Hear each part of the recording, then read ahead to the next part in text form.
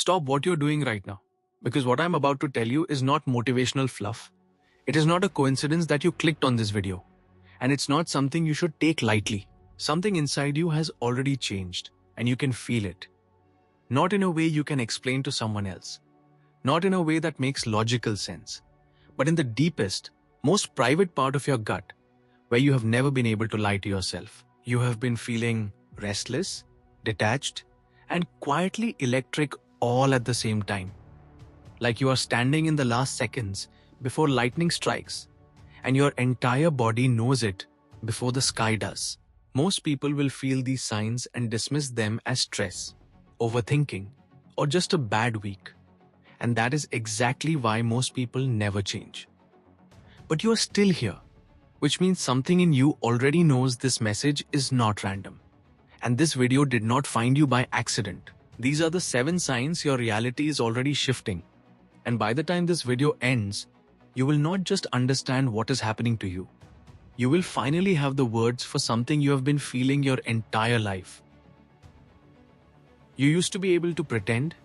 You used to be able to sit at the table, laugh at the right moments, play the role everyone expected of you, and go home feeling mostly fine about it. But something shifted. And now when you walk into rooms that used to feel normal, they feel suffocating. Conversations that used to satisfy you now feel hollow, like you're watching life happen through glass instead of actually living inside it. This is not depression. This is not ingratitude. This is your soul outgrowing the container your old life built for you. And that feeling of not fitting is not a flaw. It is the first and most powerful sign that your reality is beginning to crack open at the seams. Think about the last time you were in a conversation and felt a sudden, unexplainable urge to say something completely honest, something real, but swallowed it because you knew no one in that room was ready to hear it. That moment was not weakness. That moment was awareness. And awareness is the beginning of everything. The people around you have not changed.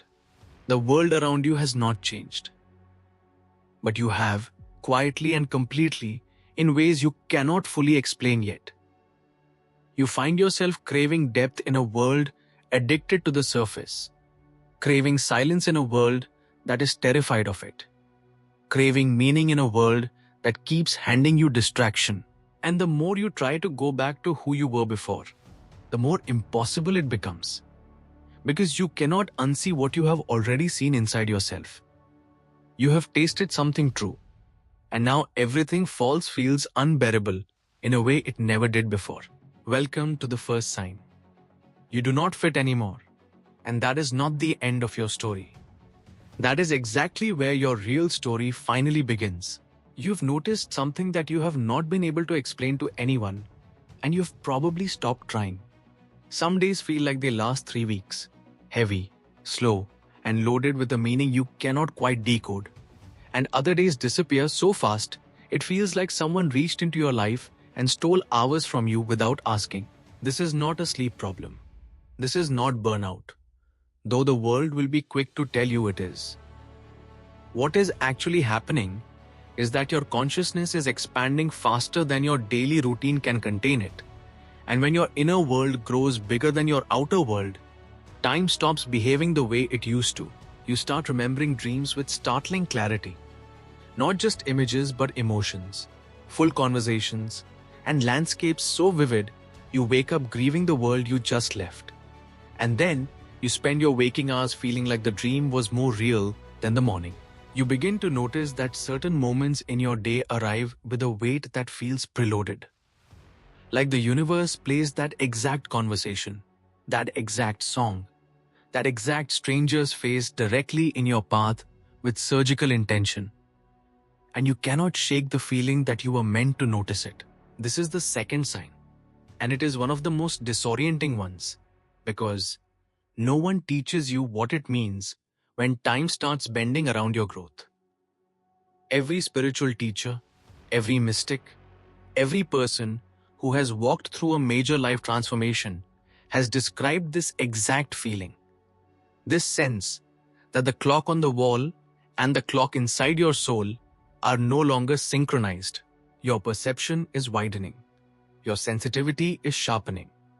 And the life that once fit neatly inside a 24-hour cycle is beginning to feel like it needs more room than any single day can hold. Do not fight the strangeness of time right now. Do not try to schedule and optimize your way back to feeling normal. Because normal is not where you are going. You are being recalibrated.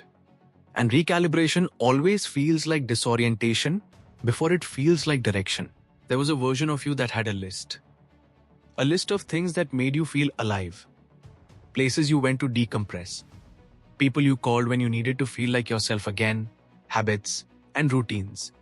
And little rituals that reliably returned you to something resembling okay. And quietly, without dramatic announcement, that list has stopped working. The shows you used to binge no longer hold you past the first episode. The music that used to move you plays through without landing. You scroll through the things that used to entertain you and feel nothing. Not boredom exactly, but a strange, flat absence where the spark used to live. And the frightening part, the part that makes you wonder if something is genuinely wrong with you, is that you cannot force it back. You cannot manufacture enthusiasm for a life that your soul has already quietly resigned from. No matter how much your mind tells you that you should want these things, because you always did before. Here is what no one tells you about this sign. And this is the part you need to hear more than anything else in this video. The death of your old desires is not a loss. It is a clearance. Your soul is not becoming empty. It is becoming selective. And there is an enormous difference between those two things that most people never stop long enough to understand. What excited the old version of you was built for the old version of you.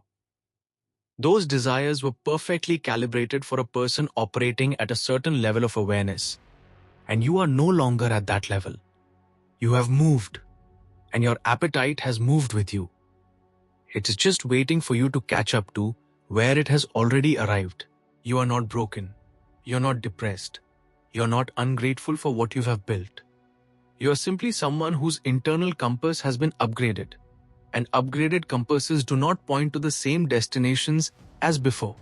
They point towards something further, something deeper, something that the old version of you did not yet have the capacity to want. The interests will return. But they will not look the same. And they will not ask for the same things. What is coming for you is not a lesser version of what you had. It is a hunger so much more specific, so much more alive, that when it finally arrives, you will wonder how you ever called anything before it by the name of passion. Something new has started pulling at you.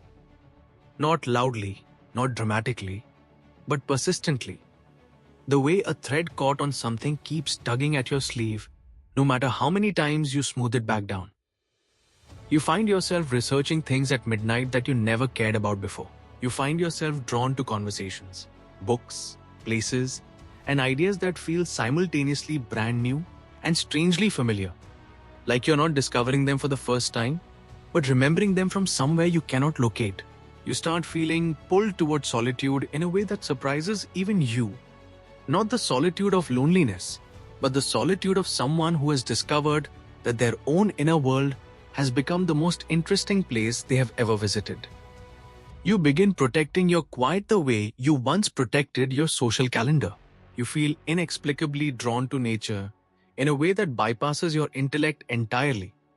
Not because you read that it is good for you, not because someone recommended it, but because something in your nervous system has started recognizing the earth as a language it already speaks.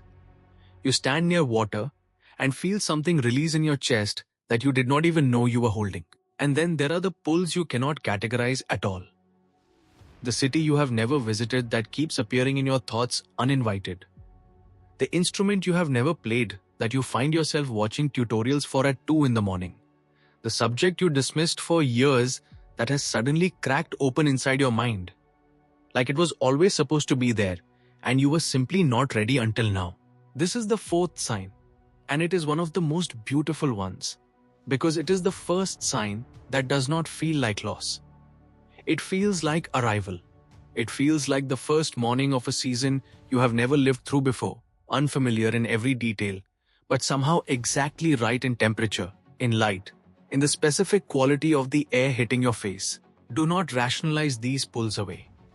Do not stand in front of the thing that is calling you and demand that it justify itself with logic before you are willing to follow it.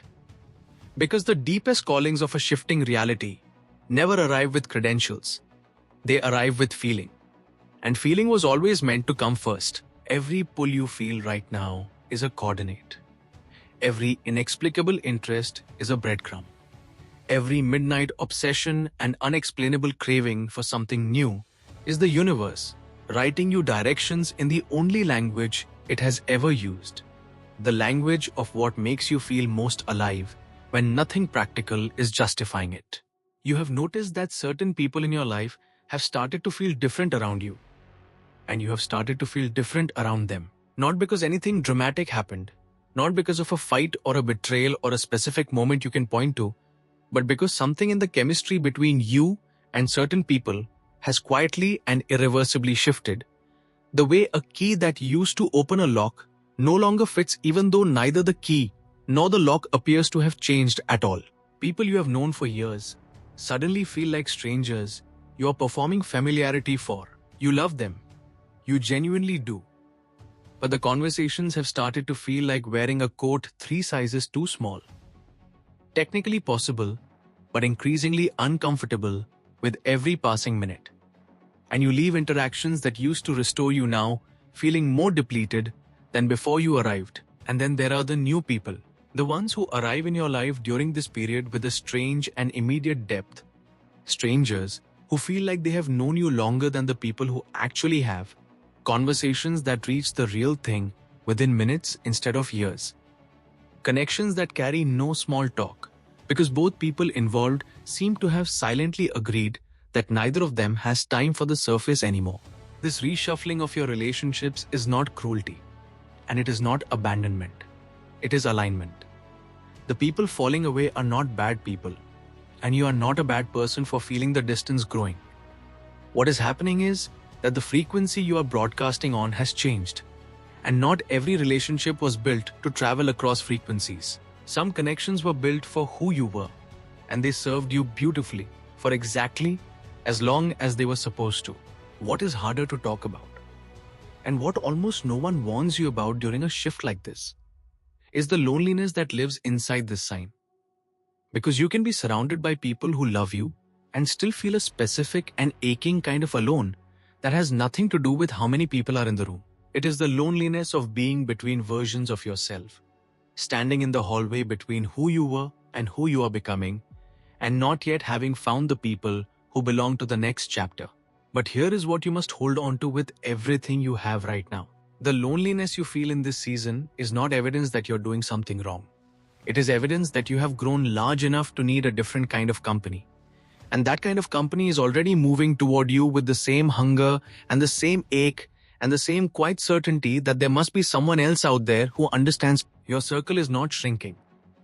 It is being curated by something wiser than your preferences and more precise than your planning. Trust the people who are leaving, and trust even more fiercely the ones who are arriving, because both movements are the same force working on your behalf, clearing space for the connections that will finally feel like coming home rather than performing at a place you have always been a guest.